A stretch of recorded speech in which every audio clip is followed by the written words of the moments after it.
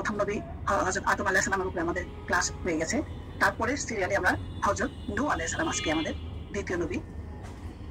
তো আমরা এদের ক্রমানুসারে আমরা সিরিয়ালি ক্লাসগুলো নিব। প্রথমে ছিলেন আদম, এবার নূহ আলাইহিস সালাম। আর নূহ আলাইহিস সালাম আদম আলাইহিস সালাম থেকে নূহ আলাইহিস সালামের 10 শতাব্দী পর্যন্ত ব্যবধান, তার মানে প্রায় 1000 বছর। নূহ আলাইহিস সালাম সম্পর্কে পবিত্র কোরআনে 28টি সূরা 81টি আয়াতে বর্ণিত হয়েছে।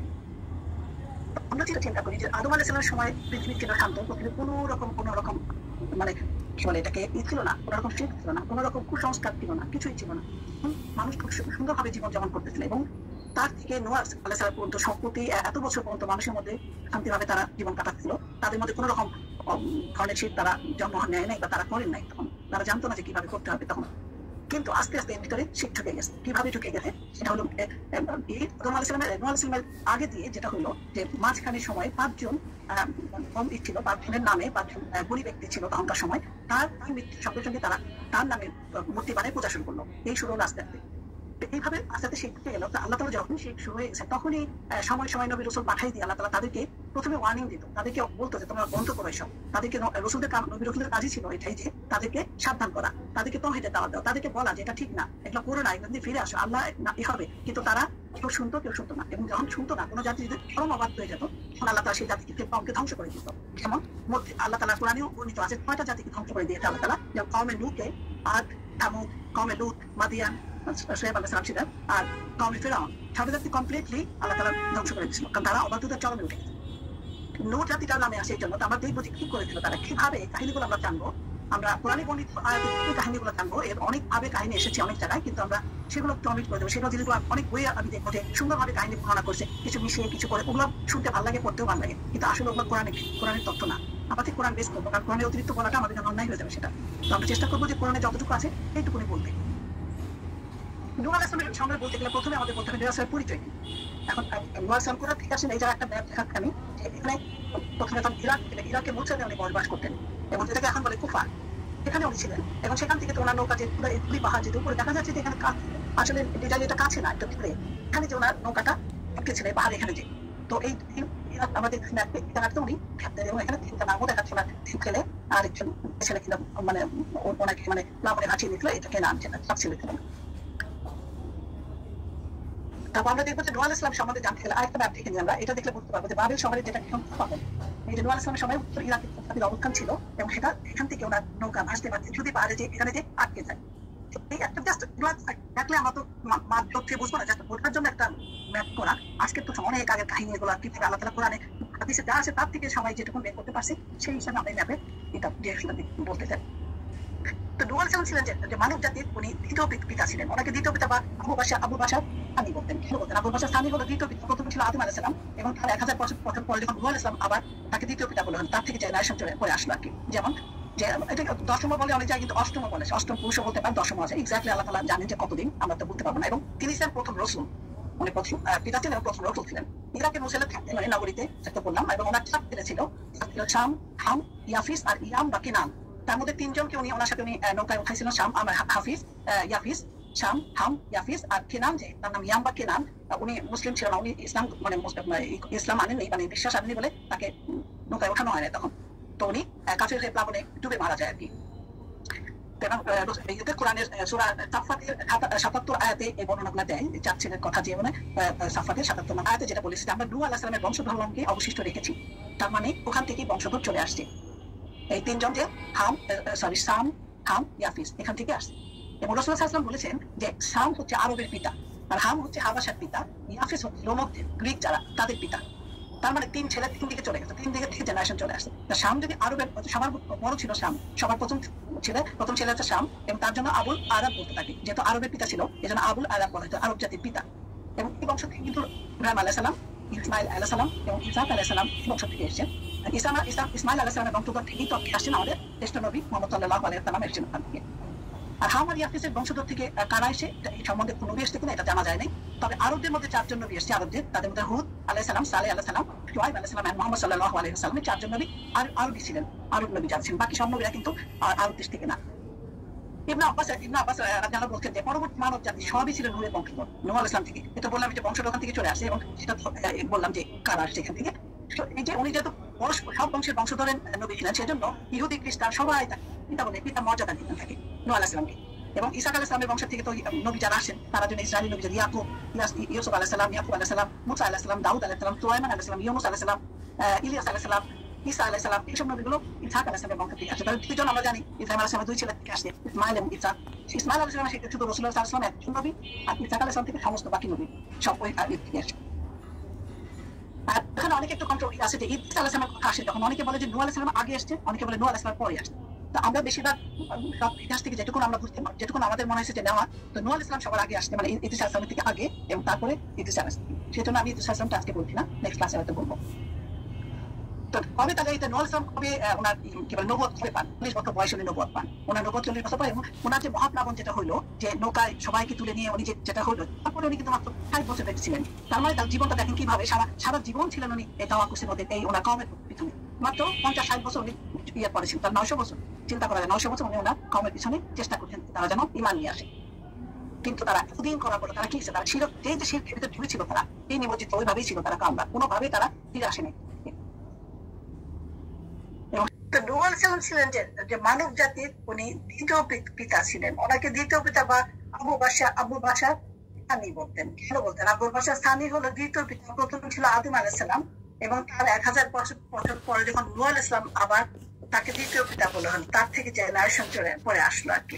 যেমন যে এটাকে দশম বলে অনেক জায়গায়, কিন্তু অষ্টম বলে, অষ্টম পুরুষও বলতে পারে, দশম আছে। এক্স্যাক্টলি আল্লাহ তাআলা জানেন যে কতদিন, আমরা তো বুঝতে পারবো না। এবং তিনি ছিলেন প্রথম রাসূল, উনি প্রথম পিতা ছিলেন এবং প্রথম রাসূল ছিলেন।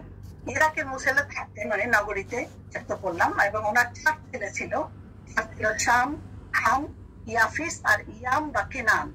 তার মধ্যে 3 জনকে উনি ওনার সাথে উনি নৌকায় উঠাইছিলেন, শাম, হাফিজ, ইয়াফিস, শাম, হাম, ইয়াফিস। আর কেনান, যে তার নাম ইয়াম বা কেনান, উনি মুসলিম ছিল না, উনি ইসলাম মানে ইসলাম আনেননি, মানে বিশ্বাস আনেননি বলে তাকে নৌকায় ওঠানো হয় না তখন। তো উনি কাফের হয়ে প্লাবনে ডুবে মারা যায় আর কি,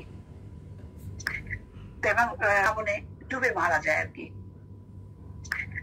এবং কোরআনের সূরা সাফফাতের 77 আয়াতে এই বর্ণনাগুলো দেয়, 4 ছেলের কথা, যে মানে সাফফাতের 77 নম্বর আয়াতে এটা আছে।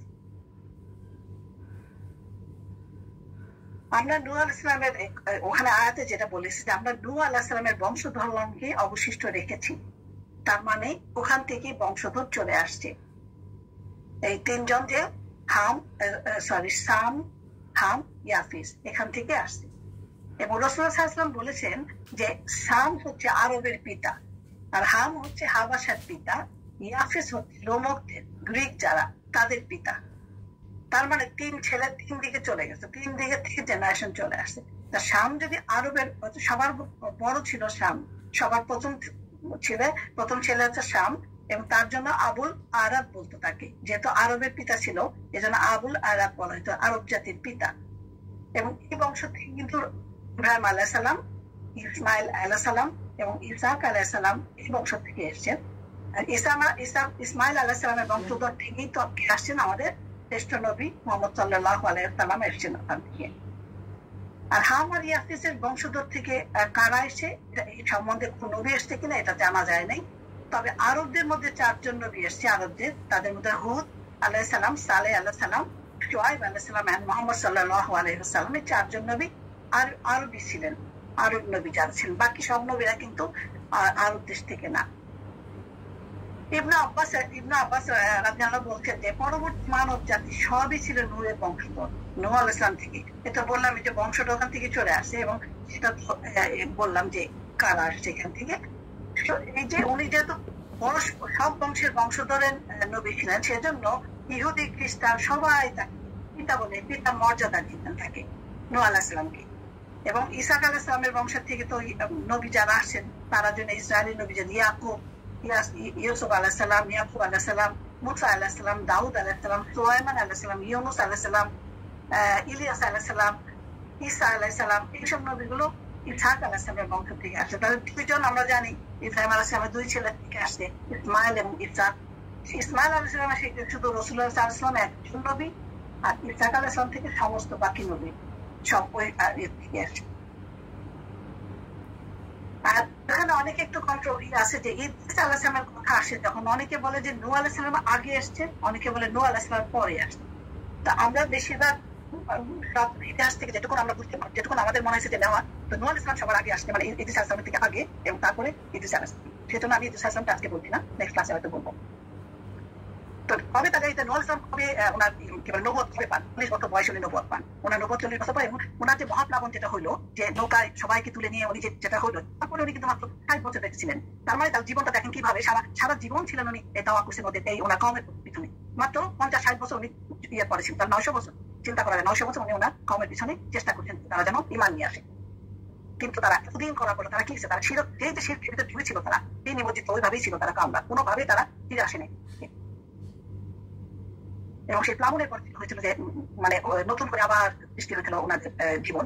কজন ছিল তাদেরকে দ্বিতীয়, তখনই তাকে মানব জাতির দ্বিতীয় পিতা বলা হতো, যে পরে জানা ছিল তাদেরকে আবার শুরু হয়েছিল বংশ আর কি। ওনার বানানোতে কিস্তি, সে সম্বন্ধে যদি কিছু বলবো যে কিস্তি কত বড় ছিল, কত দিনে বানানো ছিল, এগুলো কিন্তু কোনো কিছু কোরআনে আসে নাই, যে কত বড় বানাইছিল বা কত জনে বানাইছে বা কত দিনে বানানো হয়েছে, এগুলো কোনো ক্লিয়ার কোনো নয়, জাস্ট বানানো হয়েছিল। আল্লাহ তাআলা আয়াতে বলছে আমি হুকুম দিলাম বানানো, সেই হিসাবে আমরা জানি যে কিস্তি বানানো হয়েছিল, কিন্তু এটা কত এটা আমরা জানি না।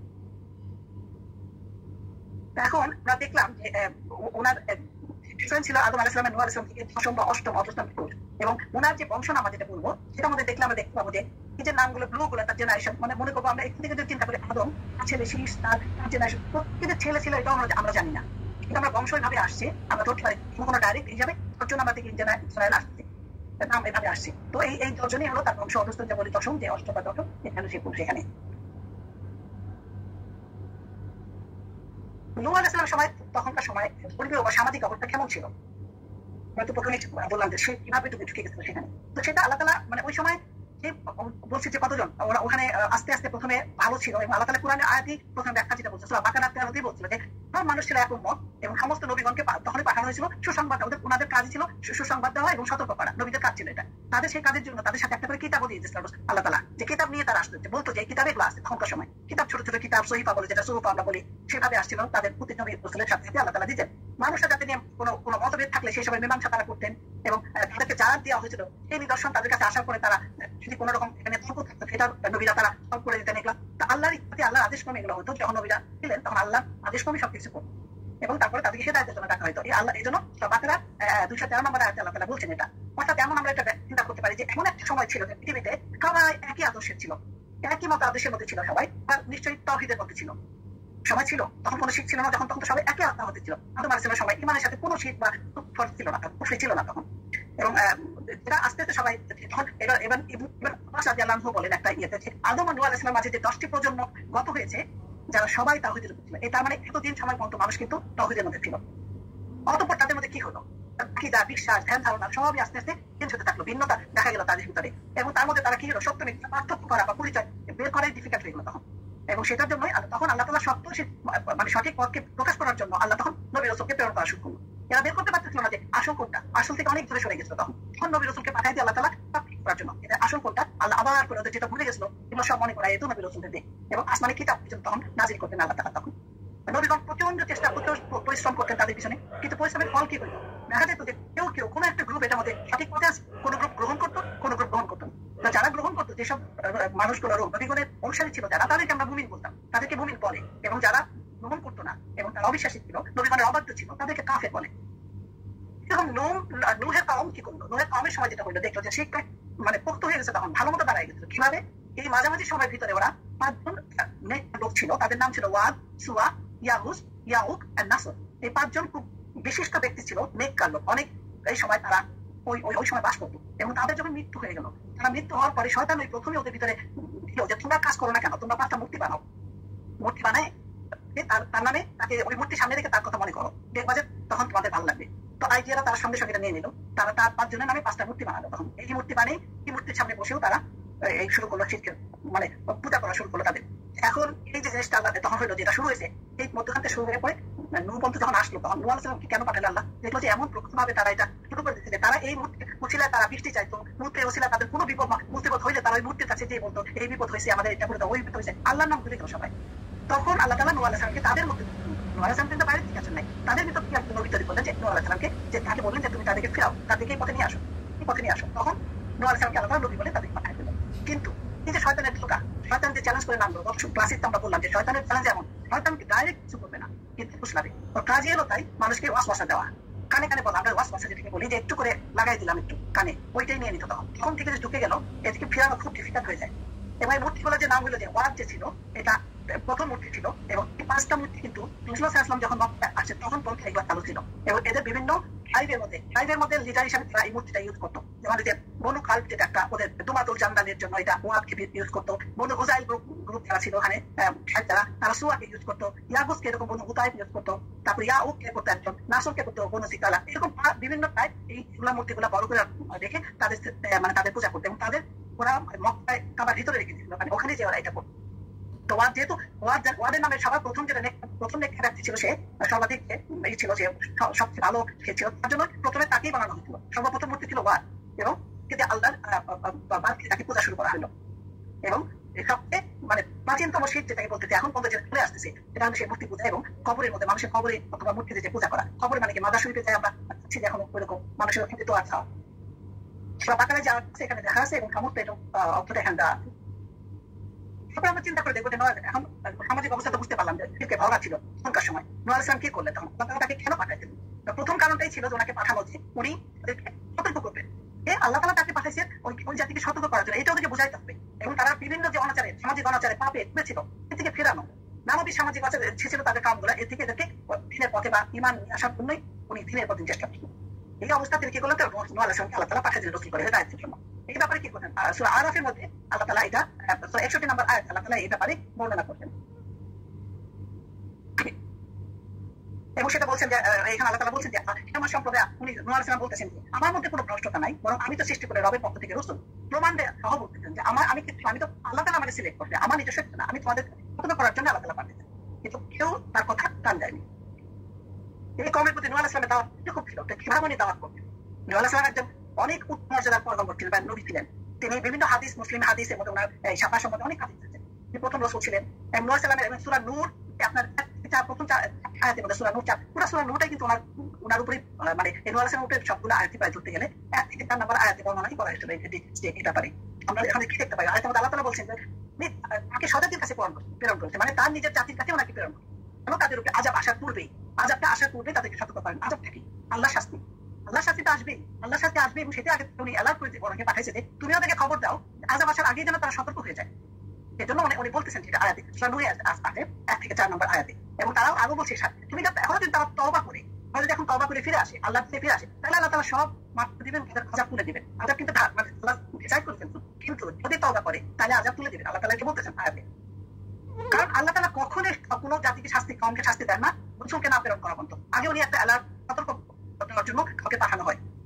সবকিছুর আগে আল্লাহ তাআলা একটা সতর্ক। যেমন আমরা যদি এখনো চিন্তা করি যে আমাদের কোনো বিপদ আসার আগে একটা বড় বিপদ আসার আগে ছোট বিপদ আসে, এটা কিন্তু সূরা সাজদাতে আছে আয়াতে, যে আমি বড় বিপদ দেওয়ার আগে ছোট বিপদ দিই। ঠিক সেরকমই তখন কোনো কাউকে ধ্বংস করবে আল্লাহ তাআলা, তার আগে রাসূল পাঠিয়ে দিয়ে সতর্ক করতেন যে তোমরা ফিরে আসো, তোমরা তওবা করো, আমি সব ঠিক করে দেবো, আমি সব মাফ করে দেবো। আল্লাহ তাআলা সুযোগ দিতেন, কিন্তু তারা নিত না। তখন সময় এইসব দেখে শুনে ওরা বুঝতো না তখন। তো তখন তারা, এবং আল্লাহ তাআলা অযথা কাউকে শাস্তি দিতেন না। যখন তারা অবাধ্য উঠে যেতেন তখন আল্লাহ তাআলা তাদের শাস্তি দিতেন। এবং এই শাস্তি দুনিয়ার শাস্তি, কিন্তু কিয়ামতে তো তাদের জন্য ধার্য করা আছে এর চেয়ে আরো কঠিন শাস্তি।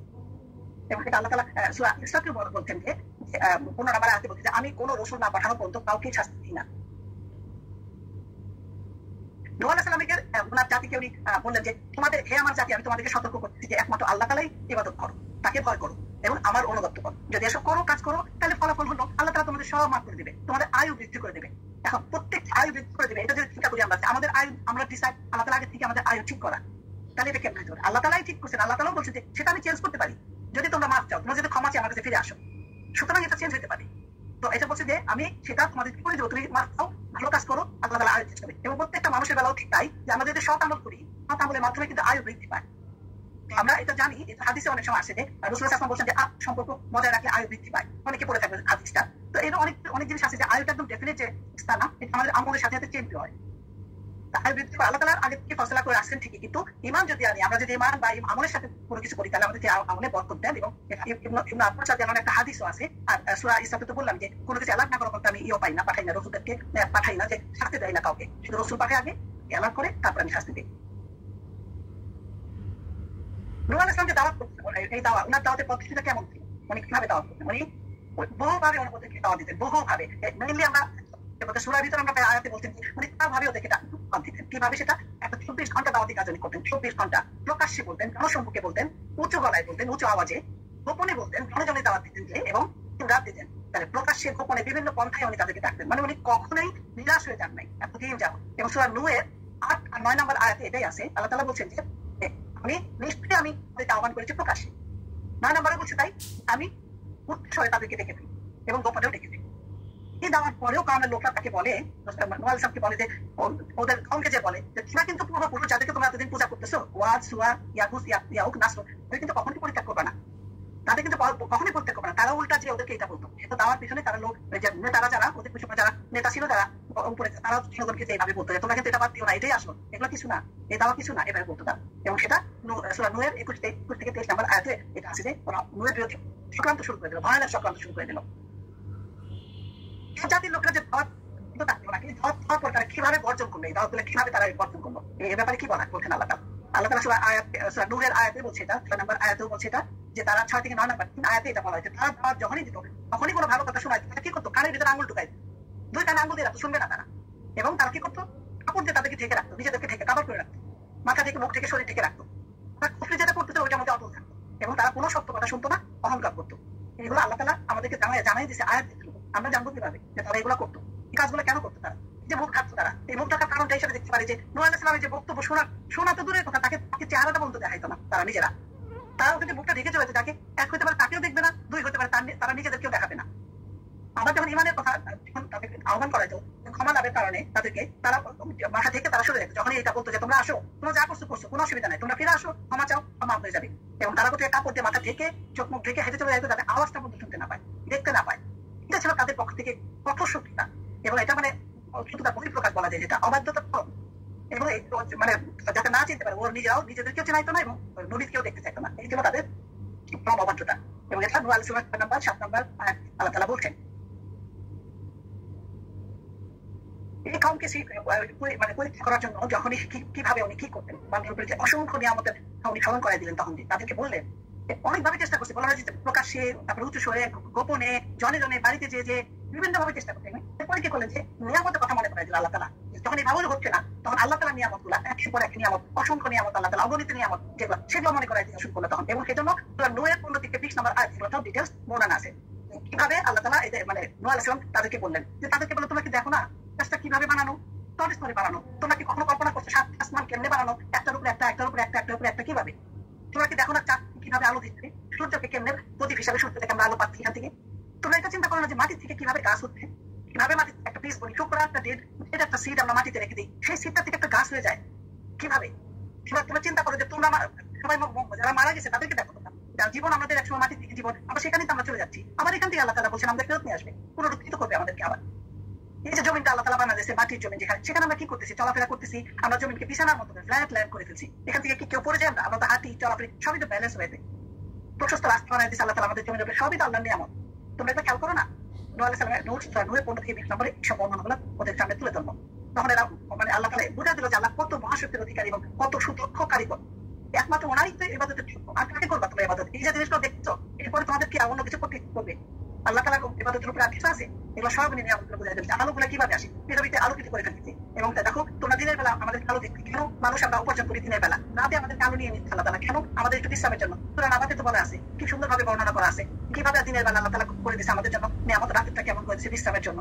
এই নিয়ামতের কথা বারবার মনে করে দিল ওদেরকে যে তোমরা দেখো এই জিনিসগুলো চিন্তা করো, তারপরেও তোমরা যদি এটা বিশ্বাস করে ফিরে আসো। এইভাবে তাদেরকে বলা হয়েছিল যে তোমরা মাটির থেকে আমাদেরকে সৃষ্টি করা হয়েছে, আদম আলাইহিস সালামকে সৃষ্টি করা হয়েছে, আদম আলাইহিস সালামের বংশধর মানে আমরাও তো তাই, আমাদের মাটি থেকে সৃষ্টি করা হয়েছে। লিটারালি আমরা যদিও মায়ের গর্ভে আসি, কিন্তু আসলে কি আমাদের দেশ তো মাটি, এবং সেখানে আমরা ফিরে যাবো, তাহলে মাটিতে আমরা ফিরে যাবো। তারপরে আমাদেরকে আবার ওখান থেকে আল্লাহ তাআলা তুলে ওখান থেকে নিয়ে আসবে, উঠাবেন আবার। এই জিনিসগুলো তোমার চিন্তা করো, আল্লাহ তাআলা যখন বলতে তোমরা এটা চিন্তা করো তো ফিরে আসতে পারো। তখনও তারা এই নিয়ামতের কোনো কিছুতে তাদের কোনো কিছু বলবে না, আসরই বললো না এইসব কথা দিয়ে। এতগুলো আয়াত আল্লাহ তাআলা তুলে ধরছে আমাদের বোঝার জন্য, কিন্তু তারা কিন্তু কিছুই বুঝলো না এটা। স্বীকার এবং এটাও বলে যে তোমরা অপরাধ স্বীকার করো, স্বীকার করে তোমরা যদি ক্ষমা চাও আল্লাহ তাআলা কি করবেন? তোমাদের অনেক নিয়ামত দিবেন। কি নিয়ামত দিবেন তোমাদের?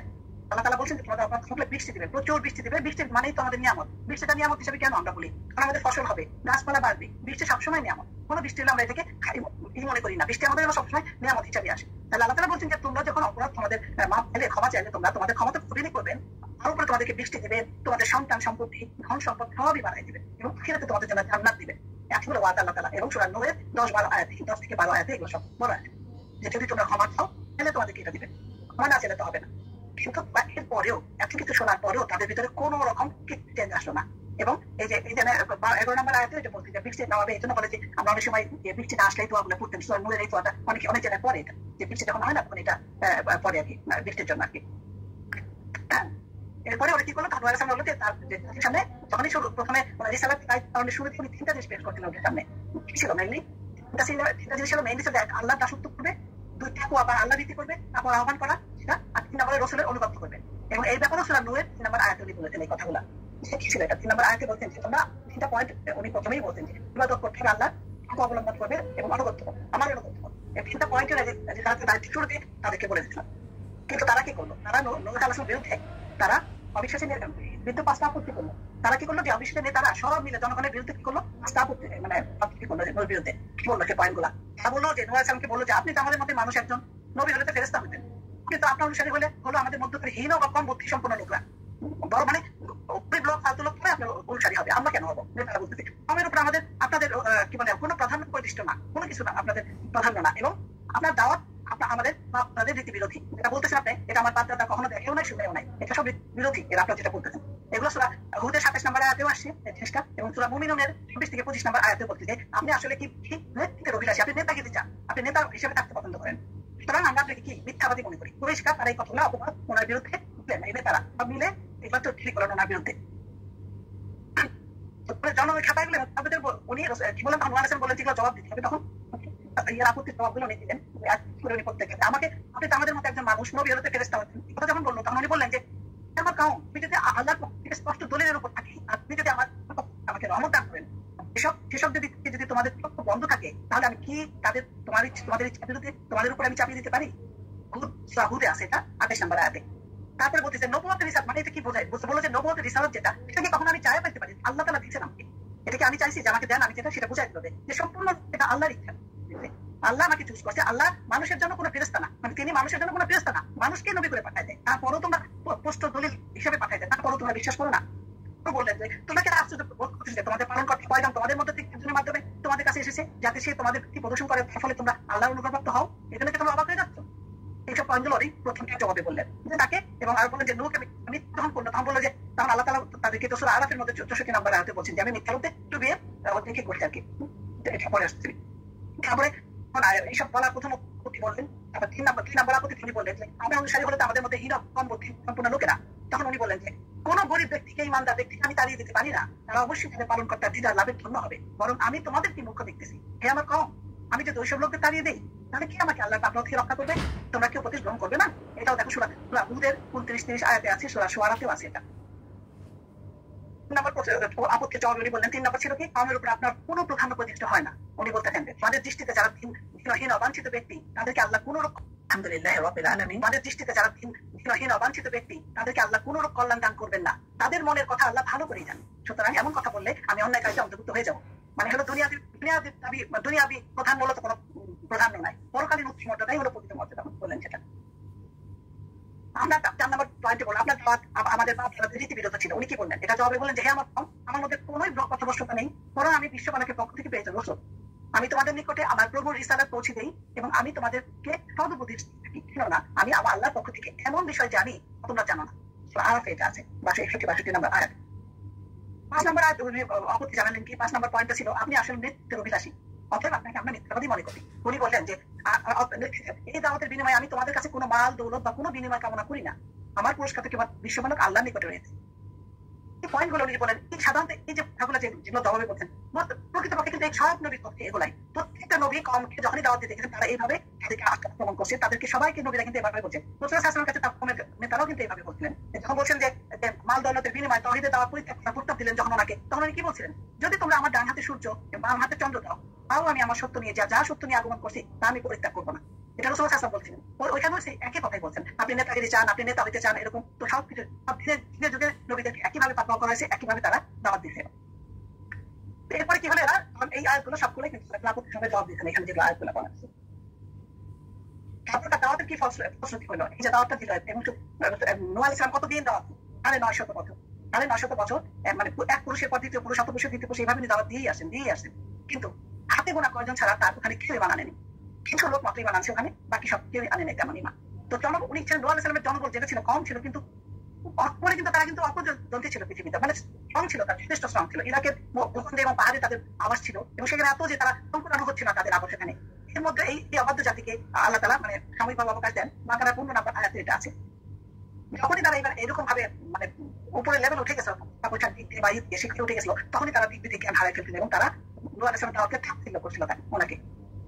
এবং নূহ আলাইহিস সালামের সূরা নূহের 5 থেকে 9 নম্বর আয়াতে বলা আছে, জীবনে এই আব্দুল্লাহ ইবনে আব্বাসের উনিও বলছেন যে এই দাওয়াতি জীবনে কখনো উনি ক্লান্ত হননি, কখনো উনি নিরাশ হননি এবং সর্বাধিক নানাবিধ নির্যাতনের সম্মুখীন হয়েছেন তিনি, কিন্তু তিনি সবর করছেন। কমেন্টে থেকে যখন বলছে হে নো, তুমি যদি বিরত না হও পাথর মেরে তোমার মস্তক চূর্ণ করে দেওয়া হবে, এটা বলা হয়েছে কমেন্ট অনেকের পরে বলছে। এগুলো শোনার পরেও উল্টা থ্রেটিং ওনাকে দিচ্ছে, তুমি যদি না থামো পাথর মেরে তোমার মাথা দিয়ে দিব। তখন উনি বলেন হে আমার পালন কর্তা, তুমি আমাকে আমার কাউকে ক্ষমা করো। এরপরে উনি কমেন্ট কেন ক্ষমা চাইছেন আল্লাহর কাছে, কেননা তারা তো জানে না সন্নুতে আছে। এইভাবে উনি বলে আমার কাউকে যদি আমার মাঝে, এবং সেটা উনি বলেন ওনার সংক্ষেপে বললেন যে যদি আমার মাঝে তোমাদের মাঝে আমার অবস্থিতি আল্লাহর আয়াতসমূহের মধ্যে কোনো তোমাদের উপদেশ দেওয়া ভারী মনে হয়, তবে আমি আল্লাহর উপরে ভরসা করছি। এখন তোমরা তোমাদের যাবতীয় শক্তি একত্রিত করো, তোমাদের শরীর সমবেত করো, তোমাদের মধ্যে কোনো রূপ দ্বিধা সংকোচ না থাকে, অতঃপর আমার ব্যাপারে একটা ফায়সালা করে ফেলো এবং আমাকে মোটা অপকার দিও না। কিন্তু আপনারা যায় যে ওপেন চ্যালেঞ্জ যদি বললেন ওদেরকে, কাউকে বললেন ঠিক আছে তোমরা যা শক্তি আছে সব নিয়ে তুমি আমাকে যা করার তোমরা দিই, কতটুকু উনি আল্লাহকে কতটা তাওয়াক্কুল না থাকলে এবার বলতে পারেন। এরপরে যদি মুখ ফিরে নাও তোমরা, তবে জেনে রাখো আমি তোমাদের কাছে কোনো বিনিময় কামনা করি না, আমার বিনিময় শুধুমাত্র আল্লাহর কাছে।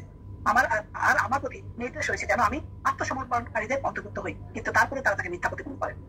হাইস্ট লেভেলের দাওয়াত কি হইতে পারে, এভাবে উনি চেষ্টা করতেন। কোন নবী কোন এত পর্যন্ত কোনো জায়গায় আসে নাই কাহিনী সূরার ভিতরে আল্লাহ তাআলা কেন এই প্রবলেম তুলে ধরছেন, কারণ আমাদেরকে এখানে শিক্ষণীয় অনেক কিছু সবরের প্রশ্ন আছে। দাওয়া কিভাবে করছে দিনের পর দিন, 900 বছর উনি দাওয়া দিচ্ছেন শুধু ইমান আনার জন্য, কিন্তু শুধুমাত্র অল্প কদিন আছে। ফাইনালি আল্লাহ তাআলা কি বললেন যে তোমার কমের জানাইতে মতো ইমান এনেছে, তারা ব্যতীত আর কেউ ইমান আনবে না, অত তুমি ওদের কার্যকলাপে বিমর্ষ হইও না। এবং আল্লাহ মাহফুজ জানলো যে আর ইমান আনবে না, বরং কুফর শিক্ষির মতবস্তুতে ওরা ঠিক করে থাকবে। তখন উনি প্রার্থনা করলেন হে আল্লাহ আমার পালন করতে আমাকে সাহায্য করো, কেননা ওরা আমার মিথ্যাবাদী সমস্ত করেছে। সূরা মুমিনুন নম্বর আয়াত থেকে বলছে অতএব তুমি আমারও তাদের মধ্যে চূড়ান্ত ফয়সালা করে দাও এবং আমাকে আর আমার সাথী মুমিনদের তুমি মুক্ত করো। আল্লাহ তাআলা এমন করে বললেন যে আমি অপরাধ হয়ে গেছি, এখনই তুমি আমার ওদের বদলা নাও। এটা ফাইনালি উনি বললেন এবং আল্লাহ তাআলা এটা কবুল করছেন। এবং এটা বলছেন আরো বলছেন উনি যে হে প্রভু পৃথিবীতে একজন কাফের গৃহবাসীকে তুমি ছেড়ে দিও না, যদি তুমি ওদের রেহাই দাও তাহলে ওরা আমাদের পথভ্রষ্ট করবে এবং ওরা কোনো সন্তান জন্ম দিবে না পাপাচারী বা কাফের ব্যতীত, মানে তারা যদি বেঁচে থাকে তাদের সন্তানরা একই কাজ করবে, তো তুমি তাদেরকে ছেড়ে দিও না, তাদেরকে সব ধ্বংস করে দাও। তখন আল্লাহ তাআলা তখন বলে তোমরা যাদের বংশধর তাদেরকে আমরা নূহের সাথে নৌকায় সওয়ার করছিলাম, বস্তু দেখেছিলাম একজন কৃতজ্ঞ বান্দা। আল্লাহ কবুল করলেন এবং ইসরা নম্বর আয়াত 70 নম্বর আয়াত আসলো। এখন ফাইনালি যে চূড়ান্ত গজব আসলো, আল্লাহ তাআলা নূহ আলাইহিস সালামকে কি বললেন এই গজব আসার আগে, না যেটা হলো যে প্লাবন, যেটা আমরা জানি নূহের প্লাবন যেটা, সেটাই গজব হিসাবে আমরা চিন্তা করবো না। এটা আসার আগে মানে বললেন যে এই পুরো বর্ণটাই 12টা আয়াতে আছে, সূরা হুদে পাওয়া যাবে। এটা যদি সময় করে একটু ভালো মতো তাফসীর করে না আরো ক্লিয়ার হবে। পরপর 27 থেকে 38 আয়াত পর্যন্ত এটা আল্লাহ এত সুন্দরভাবে বর্ণনা আসছে, স্টেপ স্টেপ সব বর্ণনা একটা পর একটা আসছে, যে ভালো মতো আল্লাহ এখানে ক্লিয়ারলি বলে দিচ্ছেন যে কিভাবে কি হবে। তখন উনি বললেন যে একটার পরে বললেন যে তুমি তোমার আমার সামনে নৌকা তৈরি করো এবং বলেন যে একটা নৌকা বানায় ওদের সাথে ব্যাপারে জ্বালানির ব্যাপারে আমাকে কোনো কথা বলো না, ওরা অবশ্যই ডুবে মরবে। আল্লাহ বলেন যে নৌকা তৈরি, যখন নূহ আলাইহিস সালাম নৌকা শুরু করলেন তখন তারা তার পাশ দিয়ে যাইতো, কি বলতো বিদ্রোহ করতো। নৌকাতে বললেন যে তোমরা যদি আমার উপহাস করো তবে জেনে রাখো, যেমন আমাদের উপহাস করতো আমরাও তেমনি তোমাদের উপহাস করছি, অচিরেই তোমরা জানতে পারবে লাঞ্ছনা করা আযাবের উপরে আসে, তাদের উপরে নেমে আসে চিরস্থায়ী গজব। আল্লাহ বলেন অবতীর্ণ যখন আমার হুকুম এসে গেল চূড়া উত্তোলিত হলো এবং আমি বললাম সর্বপ্রকার দুইটি করে এবং তাদের উপরে পূর্বেই হুকুম উদ্ধারিত হয়ে গেছে, তাদের বাদ দিয়ে তোমরা তোমার পরিবারবর্গ ও সকল ইমানদারকে নৌকায় তুলে নাও। বলা বাহাল্য অতি স্বল্প লোকই নৌকায় তার সাথে ইমান এনেছিল, সেখানে নৌকে বললো তোমরা এতে আরোহণ করো আল্লাহর নামে এর গতির স্থিতি, আমি সব ভুলে করতেছি, নিশ্চয়ই আমার প্রভু অতীব ক্ষমাশীল দয়াবান। অথবা নৌকা কি হলো তাদের বহন নিয়ে ছিল পর্বত প্রমাণ তরঙ্গমালার মধ্যে দিয়ে মাছ দিয়ে। এই সময় নূহ তার পুত্র কিনানকে ডাকলো, যেটা কিনান যেটা তাকে বললো সে তুলেছিল, হে বলছে আমাদের সাথে আসো, তাদের সাথে থেকো না। সে বললো অচিরে আমি পাহাড়ের উপরে আশ্রয় নিব, আমাকে প্লাবন থেকে রক্ষা করবে। নূহ বলে আজকের দিনে আল্লাহর হুকুম থেকে আরো রক্ষা নেই, একমাত্র তিনি যাকে দয়া করবেন সে ব্যতীত। এমন সময় পিতা পুত্র উভয়ের মাঝে একটা বড় ঢেউ এসে চলে গেল। অতঃপর আল্লাহ নির্দেশ দিলেন হে পৃথিবী তোমার পানি গিলে ফেলো। আস্তে আস্তে পানি সরে গেল, শান্ত হও। অতঃপর পানি হ্রাস পেলো, গজব শেষ হলো, নৌকাকে কোথায় যদি পাহাড়ে যে নৌকা ভিড়লো এবং বললো ঘোষণা করানো জালেমরা নিপাত। এই সময় নূহ আলাইহিস সালাম প্রভুকে দেখে বললেন, হে আমার পালন কর, আমার পুত্র তো আমার পরিবারের অন্তর্ভুক্ত, আর তোমার ওয়াদা নিশ্চয় সত্য, আর তুমি সর্বাপেক্ষা বিজ্ঞ ফয়সালা পাবে। আল্লাহ বললেন, কেন নিশ্চয় সে তোমার পরিবারভুক্ত নয়, নিশ্চয় সে দূরাত্মা, তুমি আমার নিকটে এমন বিষয় আবেদন করো না যে বিষয়ে তোমার জ্ঞান নেই, আমি তোমাকে সতর্ক করে দিচ্ছি যেন জাহিলদের অন্তর্ভুক্ত হইও না। নূহ আলাইহিস সালাম বললো, আমার পালন করতে আমার অজানা বিষয়ে আবেদন করা হতে আমি তোমার নিকট মানা চাই, যদি তুমি আমাকে ক্ষমা করো ও অনুগ্রহ না করো তাহলে আমি ক্ষতিগ্রস্তদের অন্তর্ভুক্ত হয়ে যাবো। বলা হলো, হে নূহ, এখন নৌকাকে অবতরণ করো আমাদের পক্ষ হতে নিরাপত্তা ও সমৃদ্ধি সহকারে তোমার উপর ও তোমার সঙ্গী দলগুলির উপর এবং সেই সম্প্রদায়গুলির উপর যাদেরকে আমরা সত্য সম্পদ দান করবো, অতঃপর তাদের উপরে আমাদের পক্ষ হতে মর্মান্তিক আযাব স্পর্শ করবে। সূরা হুদে বললাম যে 12টা আয়াত এই ডিটেইলস বর্ণনাগুলো আছে, পড়ে নিলে হবে। এই আয়াতগুলো যখন আসছিল জীবনের চরম একটা আতঙ্ক উৎকণ্ঠার মধ্যে দিন কাটাচ্ছিলেন রাসূলুল্লাহ সাল্লাল্লাহু আলাইহি ওয়াসাল্লাম, এখন তাকে সত্যি দেওয়ার জন্য আল্লাহ তাআলা এই আয়াতগুলো যেমন সূরা নূহ, হুদ, মানে প্রত্যেক ঠিকানে আল্লাহ জানাইছেন যে নূহ আলাইহিস সালাম সম্বন্ধে, হুদ আলাইহিস সালাম, সালেহ ইব্রাহিম আলাইহিস সালাম, লূত আলাইহিস সালাম, শুআয়ব আলাইহিস সালাম, মূসা আলাইহিস সালাম, এই যে আমাদের উপর যে আযাবগুলো আসছিল তখন আল্লাহ তাআলা ওই সময়টা উনি আমাদের নবীকে জানাইছিলেন। তিনি এগুলো কাহিনী শুনে ওনার ভিতরে উনি সান্ত্বনা স্বরূপ থাকে আল্লাহ তখন বলছেন যে এটি গায়েবের খবর, আমরা আপনার নিজে কি করেছি, যা ইতিপূর্বে আপনি বা আপনার সম্পর্কে জানতো না, অতএব আপনি ধৈর্য ধারণ করুন, নিশ্চয় শুভ পরিণাম এবং আল্লাহ বিরুদ্ধে শুনবেন। তাই এটা সূরা হুদের 29 নম্বর আয়াতে। ফাইনালি যেটা হলো যে কিস্তি বানাইলো যখন কিভাবে আল্লাহ তাআলা কিস্তি দেখেন, আমরা কিন্তু এখানে জানলাম যে নূহ আলাইহিস সালামের সময় থেকে কিস্তি সম্বন্ধে আমরা আইডিয়া পেলাম। এই কিস্তিটা কিভাবে হলো এটা সম্বন্ধে প্লাবনের ঘটনা তবে বললাম যে সূরার মধ্যে আছে, এবং কিস্তি সম্বন্ধে যেটা হলো যে নূহ আলাইহিস সালামকে আল্লাহ যখন নৌকা তৈরির নির্দেশ দেওয়া হয় তখন তিনি নৌকা জানতেন না, নৌকা কি জিনিস, নৌকা তৈরি কেমনি করে সেটাও জানতেন না। আল্লাহ তাআলা তখন বললো যে তুমি নৌকা তৈরি করো আমাদের দেশ সম্মুখে এবং আমাদের ওহী অনুসারে। এটা সূরা হুদের 28 নম্বর আয়াতে আছে এবং সূরা মুমিনের 28 নম্বর আয়াতে আছে। কেন এটা বললো যে জিবরাইল আলাইহিস সালামের নির্দেশ ক্রমেই তো উনি বানাইছে, ওনার তো কোনো আইডিয়া ছিল না। এবং এই যারা যে কারণে যে বিষয় বানানো হয়েছিল এবার আমরা বুঝতে পারি যে নৌকা তৈরির জন্য যা যা দরকার ছিল সবই জিবরাইল আলাইহিস সালাম নূহ আলাইহিস সালামকে শিক্ষা দিয়েছিলেন, সেজন্য উনি পারছিলেন সেটা করতে। সূরা মুমিনের 27 নম্বর এটা বলা আসলে। তারপরে উনি ওহির মাধ্যমে নূহ আলাইহিস সালামকে নৌকা, জাহাজ ইত্যাদি কিভাবে বানানো হয় সবই শিক্ষা দেওয়া হয়েছিল, এবং আস্তে আস্তে এটা সবাই আস্তে আমরা এতদিন শিখে গেছি নৌকা কিভাবে বানানো হয়। এবং নৌকাটি অবশ্যই বড় ছিল, তাতে সবকিছু তার মধ্যে উঠে, কিন্তু কত বড় ছিল, কয়তলা ছিল, কত গজ লম্বা, কত গজ চওড়া, এগুলো কোনো কাহিনী যদি কোথাও পেয়ে থাকো এগুলো সব ভিত্তিহীন কাহিনী, কারণ এগুলো কোনো কানের মধ্যে ডিটেলস বলা নাই, শুধু বলা আছে এইটুকুনি যেটুকুন আমি আয়াতে বললাম এভাবে বর্ণনা করা আছে। তখন নদী, এখানে কোনো নদী নাই, কোনো কিছু নাই, সেখানে নৌকা যখন বানানো শুরু করলো তখন ওই নেতারা তো হাসি ঠাট্টা করবে যে নৌকা বানাচ্ছ, নৌকা কই দিয়ে যাবা তোমরা, এটা দিয়ে কই যাবে, আপনি তো দেখেন নাই তখন কেউ নৌকা বানাইতেছে, এবং ওরা তখন হাসি ঠাট্টা করা শুরু করলো। এরকম নূহ আলাইহিস সালাম তখন জবাব দিল না যে তোমরা দেখো শিখতে জানতে পারবা রাজা এই জন্য এটা হচ্ছে, দেখবা সামনেই দেখবা এটা, তখন এটা জবাব দিল। তারপরে এই সব আয়াতের মধ্যে নৌকা ব্যাপারে বলা আছে এবং নৌকার আরোহী কারা ছিল। আর আরেকটা জিনিস বইটা তান্নুরা তুফান যেটা, সেটা বলি নাই, সেটা হলো যে তান্নু একটা খোলার নাম, উনুনকে বলা হয় তান্নু। এটা হলো তখনকার সময় যেটা ছিল মুসলিম মানে ইরাকের খোলা থেকে যে পানি উৎপায় পড়তো, উৎপায় আসছিল আলামতের মাধ্যমে কিন্তু পানটা শুরু হয়েছিল, এবং মানে সাধারণত পানি উপর থেকে প্রথমে শুরু হয়েছিল, ভাবা যায় যে এখান থেকে প্লাবনটা শুরু হয়েছিল, মনে করেন পানি পাতিলের পানি উৎপায় করতেছে, ওই যে শুরু হলো চতুর্দিক থেকে তখন ভূমির সব জায়গা থেকে পানি বের হওয়া শুরু হলো। তারপরে একই সাথে আল্লাহ তাআলা বৃষ্টিও দিলেন, প্রচুর বৃষ্টি, সব পানি তখন একসাথে শুরু হলো তুফান। তুফান যে কোনো জিনিসটা বলা হয় যে এইটা হলো আলামতের মানে আপনের আলামতি ছিল, এটা একেবারে ইয়া থেকে যে পানিটা বের হলো। আর তুফান শব্দটা যেটা হয়, যে তুফানটাকে বলা হয় যে পানির আধিক্য যখন যে কারণে সবকিছু পানিতে ডুবে ফেলা হয় তখন সেটাকে বলা হয় তুফান। তো সেই তুফানটাই মানে যখন হইলো তখন পানিটা কিন্তু শুধু নিজের থেকে হয় নাই, বৃষ্টির থেকে হয় নাই, উপর থেকেও বের হয়েছিল, সেই জন্য দুই জায়গা থেকে মিলে একসাথে মানে প্লাবনের সৃষ্টি হয়েছিল। তখন আল্লাহ তাআলা সূরা কমারের 11 থেকে 15 নম্বর আয়াতে বলছে যে আমরা তখন খুলে দিলাম আকাশের দুয়ার প্রবল বৃষ্টি পানিপাতের মাধ্যমে, এবং ভূমি থেকে প্রবাহিত করলাম নদী সমূহকে, উভয় পানি মিলিত হলে একটি পূর্ব নির্ধারিত কাজে, অর্থাৎ ডুবিয়ে মারার জন্য। আমি নূহ আলাইহিস সালামকে বললাম আরোহণ করালাম একটা কাষ্ঠ এবং নির্মিত জলযানে। যেখানে বলা আছে যে কিভাবে জলযান এটা নৌকাটা বানানো হয়েছিল, যার চলতে আমাদের দৃষ্টির সম্মুখে, অর্থাৎ এটা তার পক্ষ থেকে প্রতিশোধ ছিল যে তাকে প্রত্যাখ্যান করা হয়েছিল।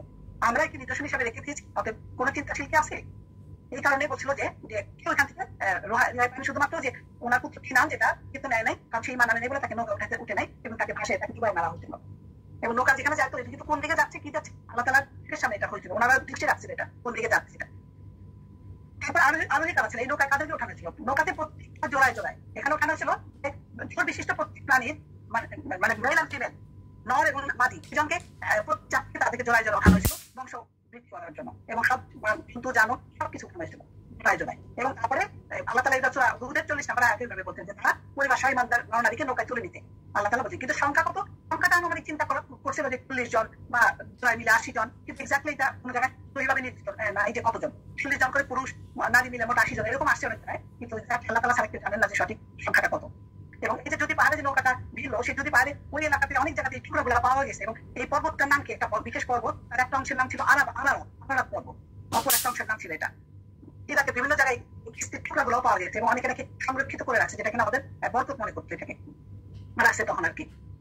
তো এখন এরপরে ফাইনাল যেটা হবে যে নবী জীবনের শিক্ষণীয় ঘটনা আমি বলবো, কতগুলো ঘটনা আমরা দেখতে পাই এখানে যে প্রত্যেক দাওয়াত অধিকাংশ ক্ষেত্রে প্রত্যাখ্যাত হয়ে থাকে বা প্রত্যাখ্যান করা থাকে। নূহ আলাইহিস সালাম জাতি করেছিল। নবী পরিবারের সদস্য হওয়া সত্ত্বেও ঈমান না থাকার কারণে নূহের স্ত্রী ও পুত্র যেমন নাজাত মাগফিরাতের জন্য আল্লাহর নিকট দোয়া করতে জায়েজ না, কারণ আমরা এটা লেসন পাইতে পারি যারা নাই তাদের জন্য আমরা দোয়া করতে পারি না। ঈমান আমাদের বড় সম্পদ। আল্লাহর নিকট ঈমানদারদের মর্যাদা সর্বাপেক্ষা বেশি, যদিও সে দুনিয়াবী জীবনে দিলহীন গরিব হয়। ঈমানহীন সমাজ নেই, খুশি করার জন্য ঈমানদার গরিব থেকে দূরে সরিয়ে দেওয়া যাবে না। শিরকের কারণে নূহের কওম আল্লাহর গজবে ধ্বংস হয়েছিল, তাই যাবতীয় প্রকারের শিরক থেকে আমাদেরকে তওবা কর্তব্য। সমাজের তাতে পথভ্রষ্টতার কারণেই দেশে আল্লাহর গজব নেমে আসছে। তার নিকট ঈমানদারদের মর্যাদা সর্বাপেক্ষা বেশি, যদিও সে দুনিয়াবী জীবনে দিলহীন গরিব হয়।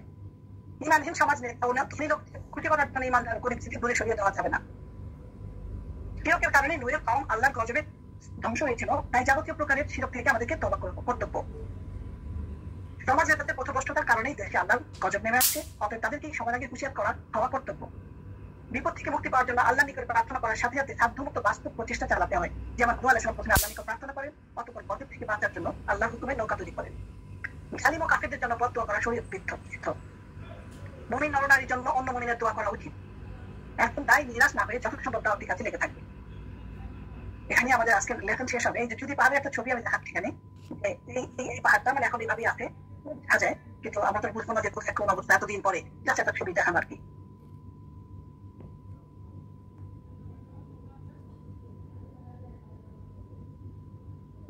ওকে, সুবহানাকাল্লাহুম্মা ওয়া বিহামদিকা আশহাদু আল্লা ইলাহা ইল্লা আনতা আস্তাগফিরুকা ওয়া আতুবু ইলাইক।